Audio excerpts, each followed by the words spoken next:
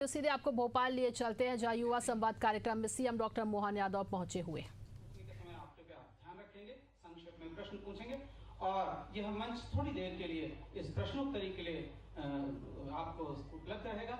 तो मैं अनुरोध करता हूं कि अगर आपके मन में कोई सवाल है माननीय मंच से पूछने के संबंध में, तो कृपया अभी आप पूछ सकते हैं।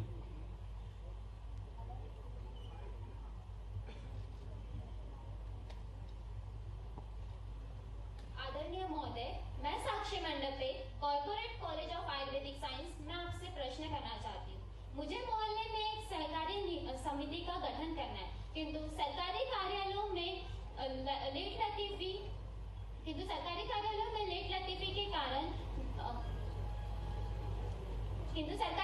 लेट लतीफी नियम कानून की जटिलता एवं कर्मचारियों की उपेक्षा भाव के कारण शंका होती है कि मेरा काम हो पाएगा या नहीं। ऐसी स्थिति में मैं सहकारी संस्था का गठन कैसे करूं? बेटा एक बात बताओ, क्या नाम आपका? साक्षी मंडपे। साक्षी, थोड़ा सा सहकारिता में आने के पहले एक सरल सूत्र देता हूँ, और ये सहकारिता सूत्र नहीं, ये तो सरल जमाने का सूत्र है। हमारा कोई भी काम जब नया करने आते हैं तो नए काम में हमको अपना अंदर का आत्मविश्वास पहले मजबूत करके आना पड़ेगा कि हाँ मैं ये काम करा सकता हूँ। क्योंकि जिस दुनिया से विद्यार्थी होते हुए हम निकल के आ रहे हैं, अभी हमने ये काम किए नहीं, तो ये कानून क्या होगा, जिस अधिकारी से बात करें वो कैसे करेगा, इसकी नियम प्रक्रिया क्या है, ऐसे कई सारी चीजों की अभी अपने को आदत नहीं है। मेरा एक सुझाव है, आप जिस क्षेत्र में आना चाह रहे हैं उसका पहले किसी के पास अपना अनुभव लेके आओ। क्या काम करना चाह रहे थे हम? सरकारी समिति गठित करना है। नहीं, समिति तो गठित होती है, समिति क्या क्या कर सकती है पहले ये समझ लो। हमको हाथी बांधना, घर में हाथी का करेंगे क्या? मतलब हमारे पास उसका बेटा अपने पास में एक दिमाग में लगाना पड़ेगा कि मैं सहकारी समिति के माध्यम से हमारे अपने दूध के व्यवसाय में लगना है, या कोई माहेश्वरी साड़ी की मृगनगी टाइप को शोरूम या इस टाइप की दुकान खोलना है, या हम और अपने सहकारिता समिति में क्या क्या हो सकता है। पहले इस टाइप कोई औषधि निर्माण के, हाँ औषधि, बहुत अच्छी बात है, बहुत अच्छा, ताली बजा, बढ़िया, दवाइयों के काम करें।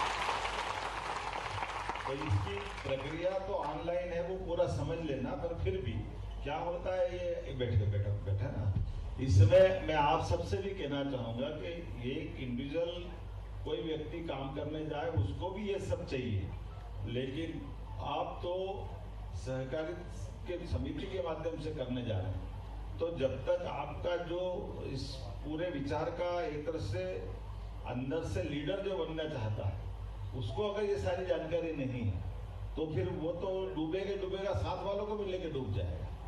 तो उनको बचाने के लिए पहले आपको खुद को आना चाहिए।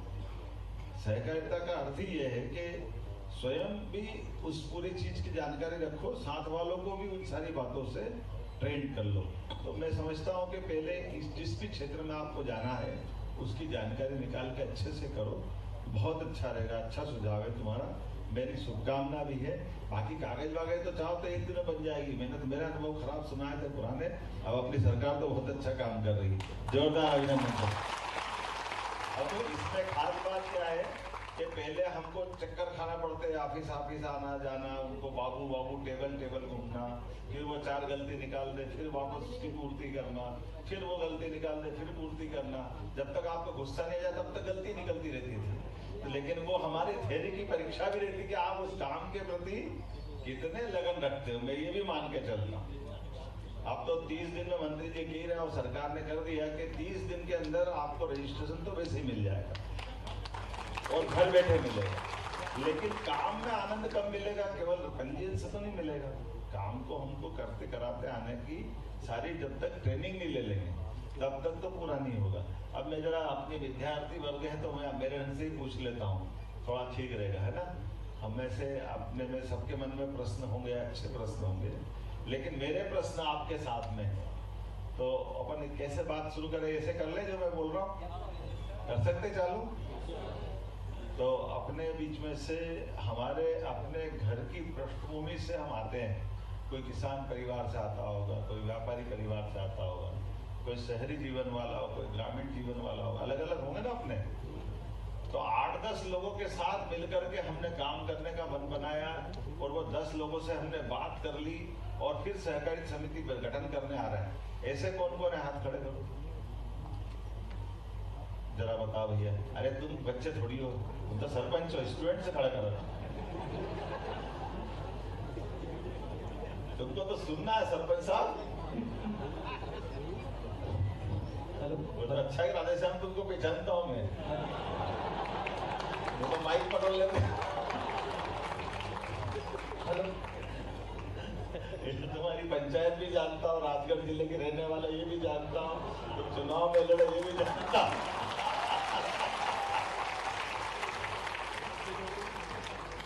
और ये भी जानता हूँ कि तुम्हारा स्वागत हमेशा 4 कागज के साथ होता है। अभी भी लाया है, स्वागत भी करेगा और साथ में 4 कागज भी दे। लगे ये जागरूकता दी है, ताली बजाओ सरपंच साहब के लिए। बहुत अच्छा। नमस्कार महोदय, मेरा नाम अमन चौबे है और मैं corporate institute of science and technology में इंजीनियरिंग का छात्र हूँ।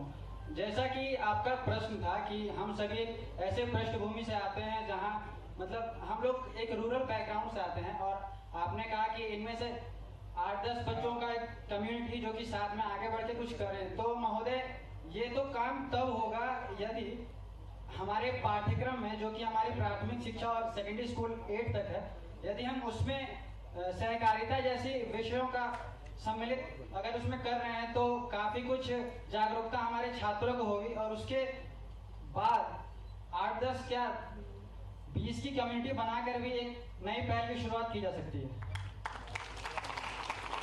आराम से ना देखो, अब आगे ना आप समझ में सबको। हमारे लिए ये जो एक आपने विषय निकाला, मैं उससे थोड़ा अलग हटके बताता हूँ, मेरे अपने जीवन से ही बताता हूँ। जैसे आपने कहा कि ये कोर्स का विषय बना दें तो हम कोर्स में पढ़ के आएंगे तो अपने आप बन जाएगी। ऐसे ही है ना ये जो आपने जवाब दिया, मैं गलत तो नहीं बोल रहा हूँ, सही है ना ये।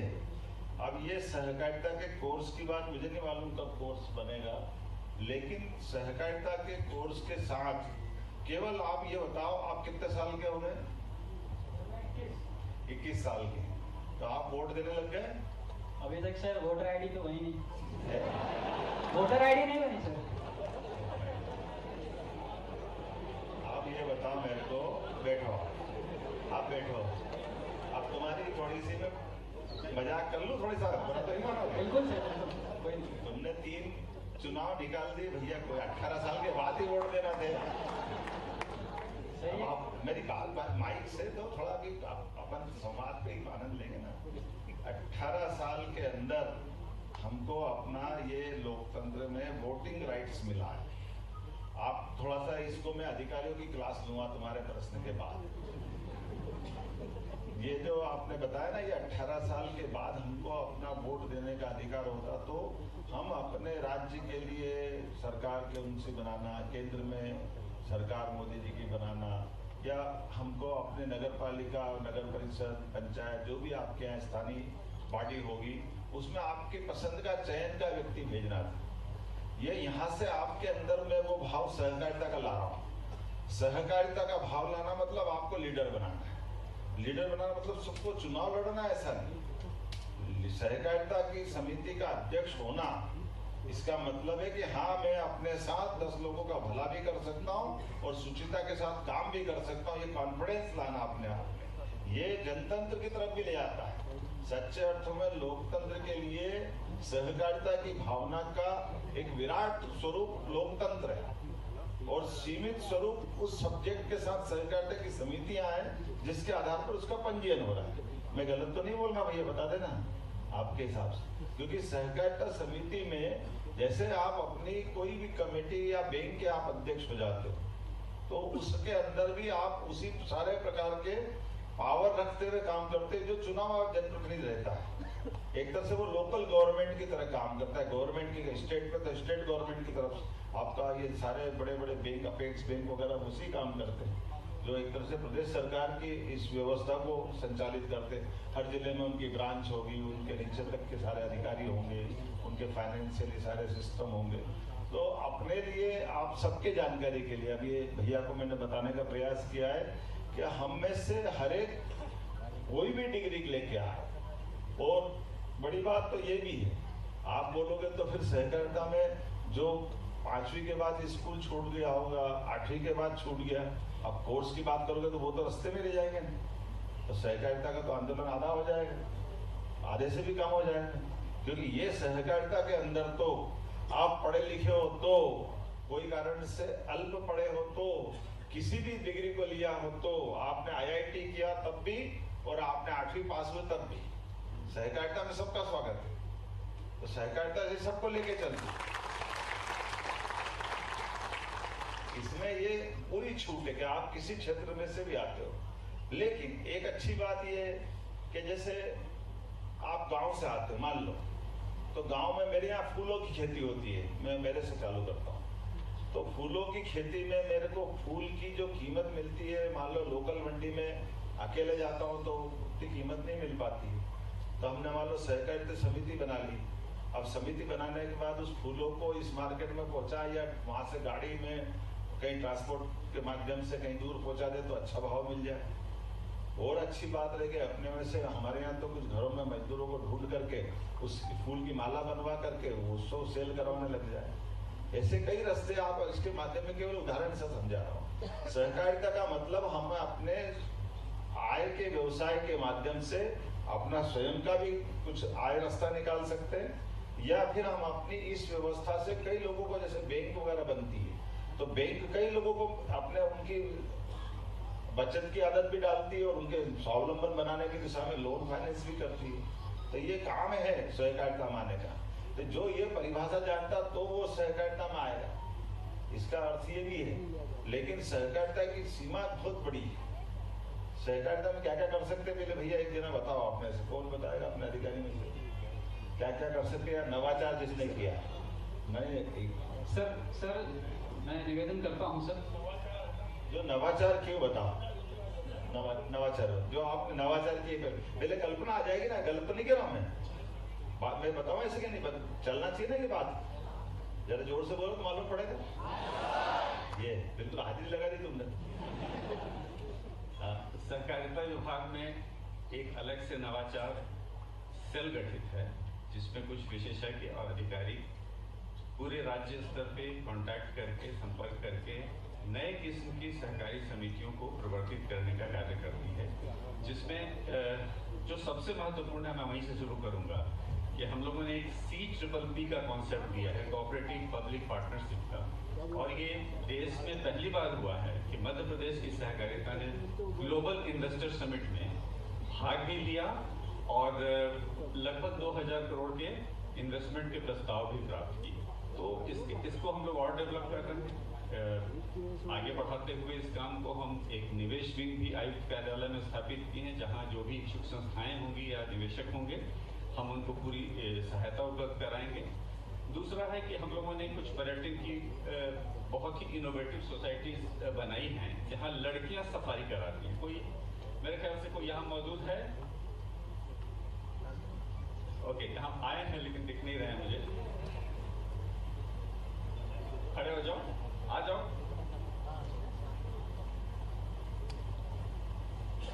ये एक बहुत ही अभिनव प्रयास है हम लोगों का, जिसमें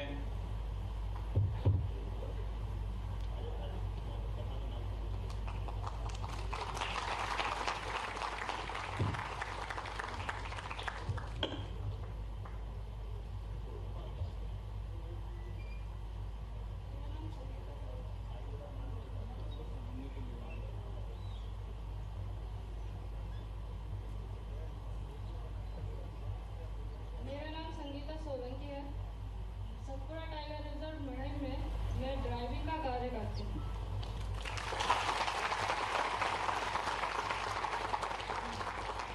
ज्वेलरी का कैसे करती हो बेटा, बताओ जरा। ज्वेलरी का काम कैसे करती हो? ड्राइविंग का काम। तो ड्राइविंग गाड़ी वाड़ी चलाती हो? जी सर। गाड़ी कहाँ से आई? वो फॉरेस्ट की है सर। फॉरेस्ट की जी। फॉरेस्ट ने आपको दी और आपकी कमेटी वर्कर का सोसाइटी की है, है वर्कर सोसाइटी की है, वर्कर सोसाइटी जी। की वर्कर सोसाइटी कोऑपरेटिव की। जी। बहुत अच्छा, ताली बजा दो कि ये बात ध्यान में आ गई।